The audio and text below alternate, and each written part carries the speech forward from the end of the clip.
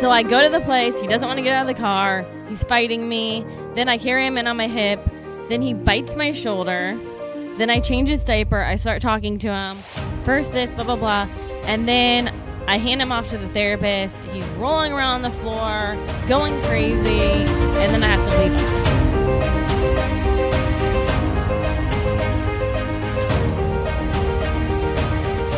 So, judging by your face and the speed at which you came back into the house, I'm going to go out on a limb and say Cal's drop-off was less than awesome. My heart is pounding. Hold on a second. Do you need a minute to kind of just breathe? No. My heart's pounding. I'm confused, and I want to cry. Before you get to that, I want to mention Aspire Nutrition.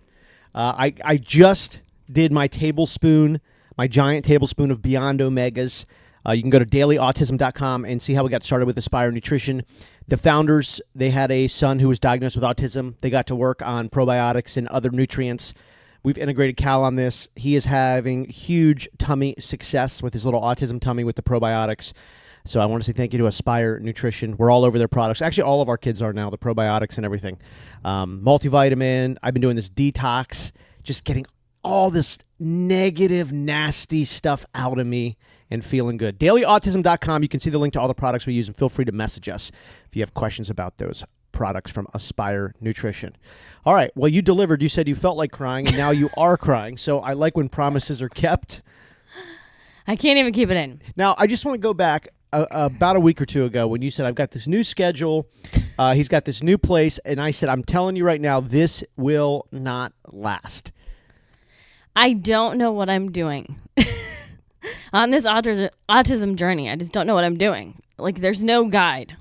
Yeah. I don't know what I'm doing is the right way, the wrong way. You're falling for the next shiny thing too quickly. No. I'm thinking back to when he was diagnosed, and I said, is there a such thing as too much therapy?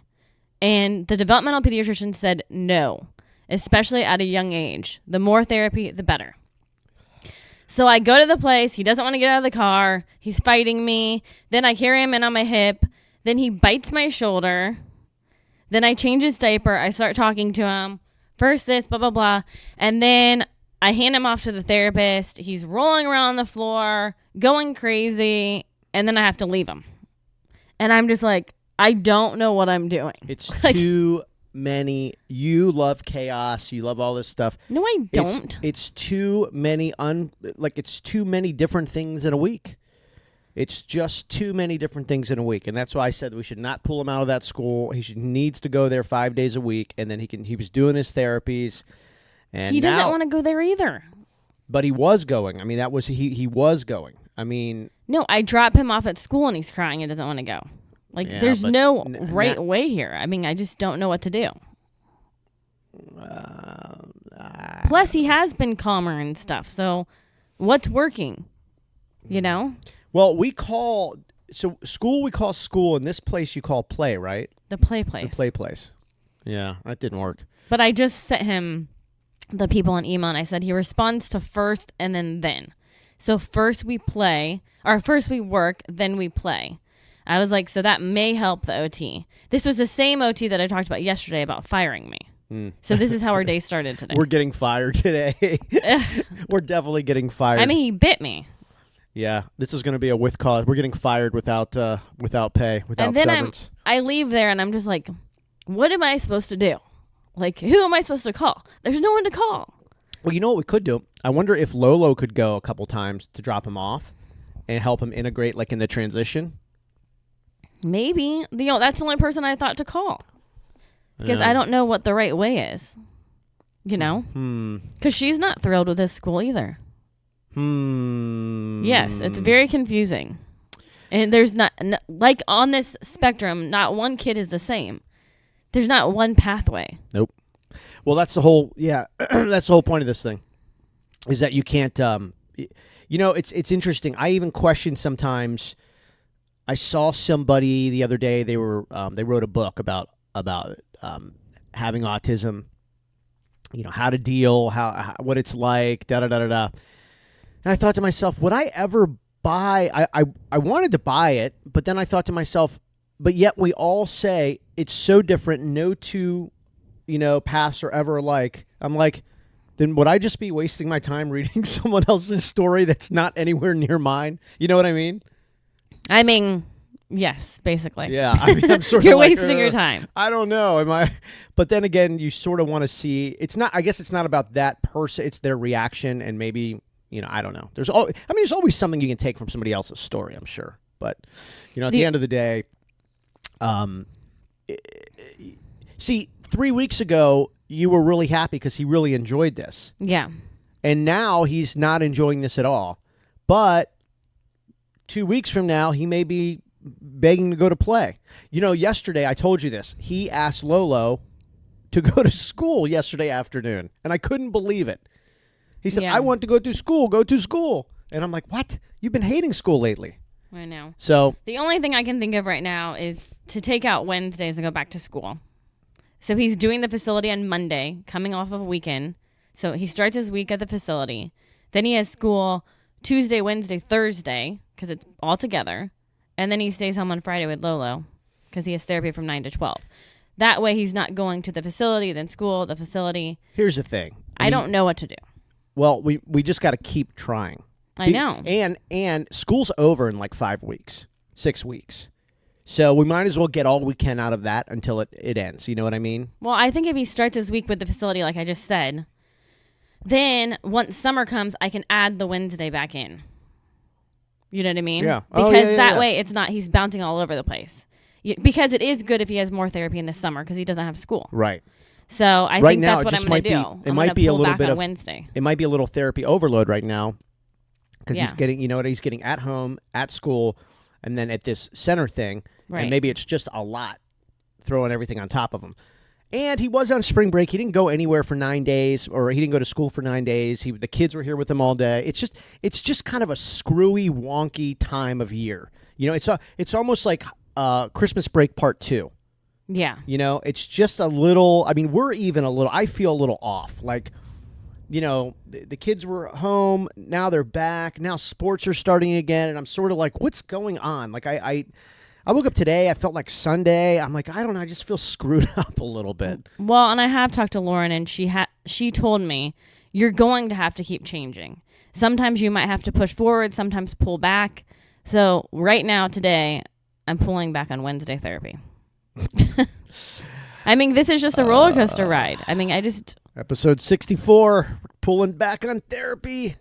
On Wednesdays. He'll still go Mondays. Yeah, he just can't keep track of his schedule. I predict episode 78-ish, he'll be doing triple therapy on Wednesdays. That's where we'll go with this. Well, it's just like I said the other day. Like, with my 4 kids before him, I felt like a super mom. Like, I had it under control.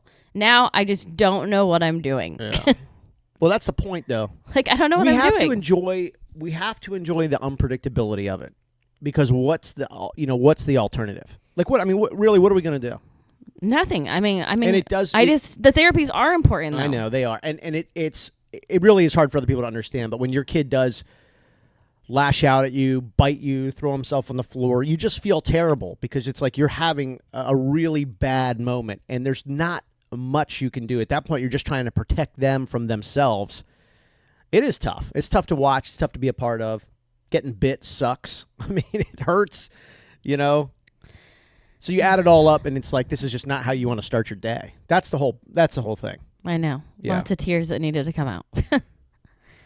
Because the poor kid can't explain to me. Not yet. I know. He will.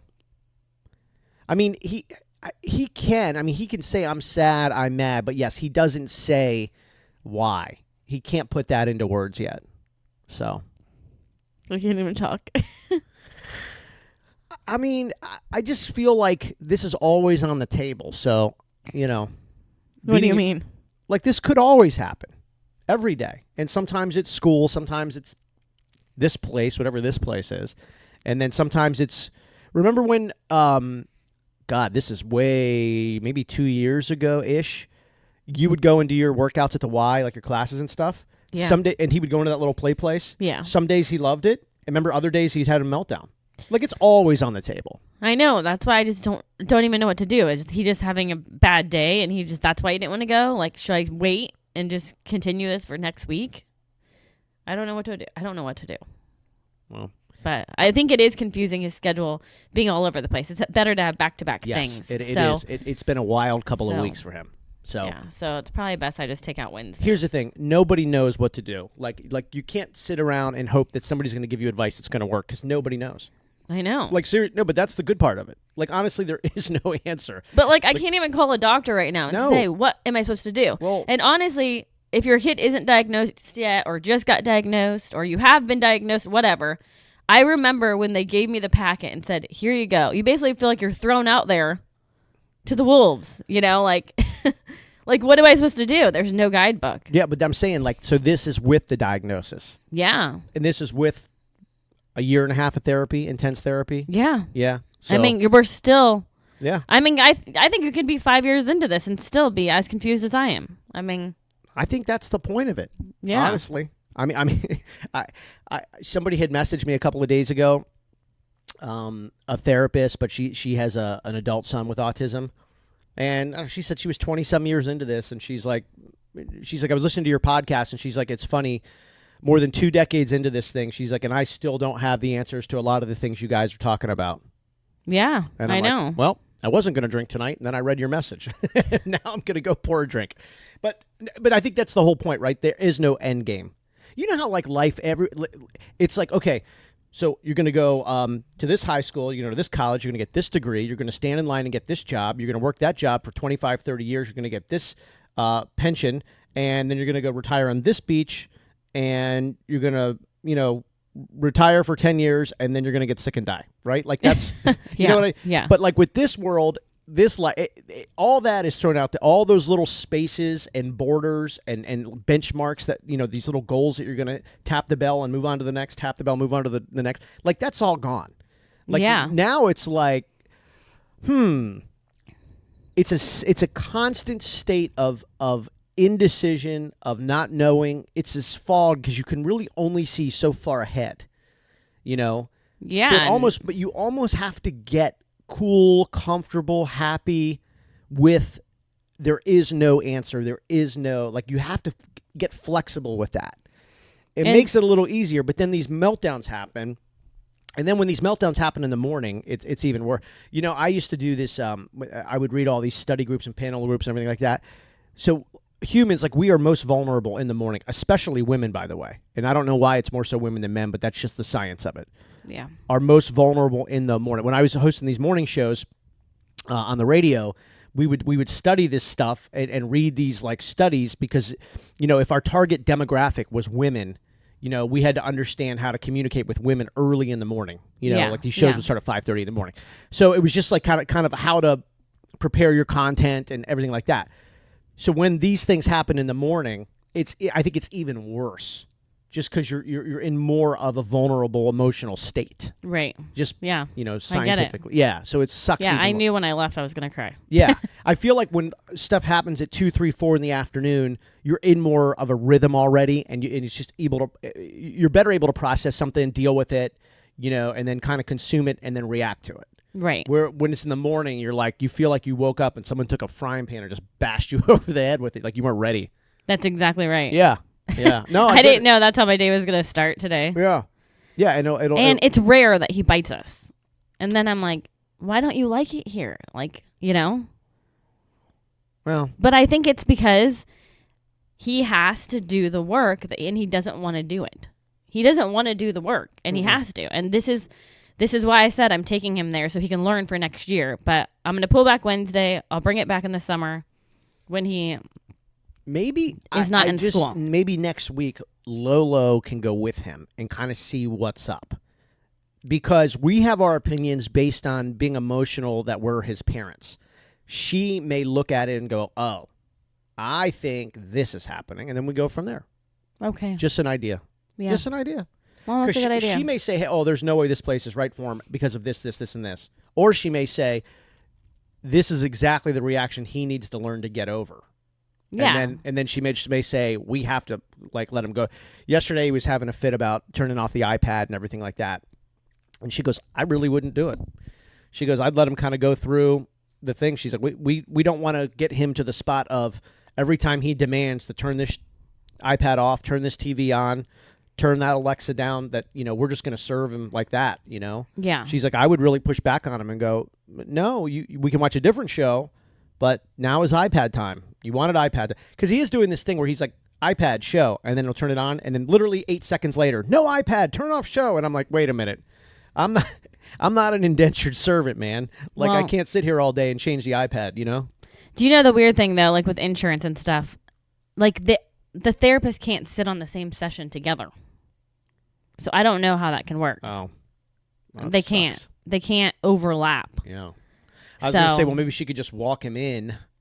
Maybe. I just don't know if that's going to confuse him, but I have to talk to her today. Oh, yeah, because she's the will. only person I can go to for somewhat of guidance. Yeah. And she's with him 15 hours a week, so she knows him. The whole thing's a big guess. You know what I mean? The whole thing's a big guess. It is. And it's crazy. We talk about this all the time. If you have two parents that have to work 2 full-time jobs, my God, this is hard. Because you either can't get the therapy you need, or you have to take them to school. But if the reactions are like this, what do? You sit at work all day and you worry about your kid and what's going on. But you have no choice. I know. And it's hard for families. Like, it's really, really tough for families. And it's not like, it's somebody you don't know. It's your kid. And he's a little kid. Yeah. I'm leaving my little kid at this facility with these professionals, but then I'm like, I don't even know if I'm making the right decision. But I do just go back to in my head over and over, the developmental pediatrician saying that.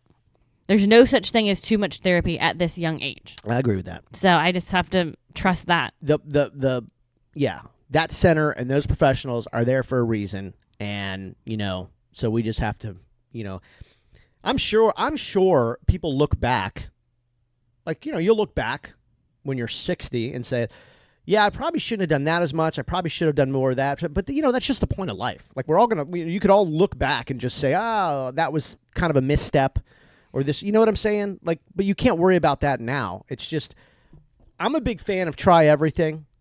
Yeah. And honestly, try everything. And even if you have to exhaust yourself and exhaust him and exhaust the other kids in the process, well, then that's just where we're already used to being exhausted anyway. So we might as well really, really burn the tank dry. Well, we really are doing everything we can possibly do for him and the rest of our kids. Well, that's the thing, right? Is that because you got 4 other lives that we have to make sure are somewhat insulated from, you don't want kids to grow up, to be 10, and then the next thing you know, they feel like they're like 25 because they have so much going on because of this and the factors because of this. Like, you want to make sure it's a childhood. You want to do the best you can to make sure it's still a childhood. Right. Yep. So that's why we do keep our kids involved in all the sports, and we're running in every direction, but they can look back and they can all be happy that they got to do all these things. Yeah. So. Yeah. I kind of had, like, from when I was like 9 and older, I had to live a little bit older than what normal kids did. My mom was really sick for a long time. Yeah. So I know how that feels when you're, 9, 10, 11, 12, and you kind of are the man of the house. Yeah. And it's not fun. Did it serve me some good, values or lessons later in life? Yeah, it did. But at the end of the day, I guess I look back on that now and it's like, okay, at least now I know how important a childhood is. So that's why we do exhaust ourselves with sports, driving our kid. I mean, we just decided literally last night at 10 o'clock that we're going to sign our other daughter up for another league, which is exactly what we don't need right now. But it's everything she wants. Yeah. Like, it's everything she wants. And I'm like, okay, so Monday and Wednesdays, literally, I'm going to be gone for like 3 to 4 hours every Monday and Wednesday night. I know. But because they have practice then a game. Yeah, well, when one has a practice, the other one will have a game. Oh, when yeah. one has a game, the other will have and it's, it's at least, thank God, it's at the same fields. It's at the same complex. But still, it's just whatever. And it's fine. It's fine. These are moments that will keep them in childhood, keep them a kid. You know? Yeah, and then the other girl is going to be upset. So then I've talked about putting her into a volleyball clinic, which is the only other day of the week that's open, except I still have to add work onto all this. I feel like a volleyball. I feel like I'm just getting spiked and bumped and set and spiked again. Well, we are doing everything we can. My head feels like a volleyball. All right, I have so much to do today, so I got to go. So much to do. God, it seems like we've already done so much. I know. Oh, but you know what's good today? Because isn't today heavy weights day for you? It's legs, yes. Oh, yeah. That's going to feel good. I know. You're going to get all of that, whatever that stuff is, whatever the stress is and the anxiety, you're going to get it all out. It's going to burn out in your sweat. Well, I already cried, so that's good. It's out of my system. Oh, happy cry, satisfying cry, healthy cry. It was a healthy cry. All right, I think that's us today. Okay. I think we're done. Have a great workout.